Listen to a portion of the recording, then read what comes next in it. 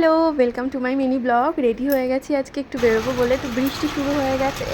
তো এই যে মাম্মামকে আর আমার বরকে টাটা করে আমি আর দিদি বেরিয়ে পড়ি। তো বেরোনোর সময় দেখি আবার বৃষ্টি স্টার্ট হয়ে গেছে। সন্ধ্যা লেগে যাবে ওয়েট করতে করতে। তো ফাইনালি চলে আসি জাবেদ হাবিব, যেটা বহরমপুর বাবুল বোনায়, তোমরা অনেকে চিনবে।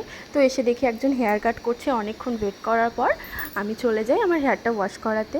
তো হেয়ারটা আমার ওয়াশ করা হচ্ছে। আমি মোটামুটি 4-5 ইয়ার্স হেয়ার কাট করিনি। তো দিদি জোর করে নিয়ে যায়। তো আমার হেয়ারটা অর্ধেক শুকিয়ে দেন কাট করা হবে। তো এই যে আমার হেয়ারটা কাট করা হচ্ছে, সামনেটা লেয়ার আর পেছনটা জাস্ট সমান করে কেটেছি, তোমরা দেখো, বেশি কিছু করিনি।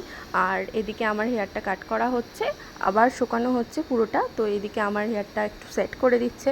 তো এদিকে দিদির হেয়ারটা কাট করা হচ্ছে।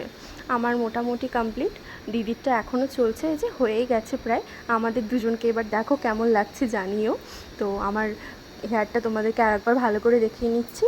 তো আশা করছি আবার নেক্সট কোনো ব্লগে দেখা হবে। আজকের মতন এখানেই, বাই।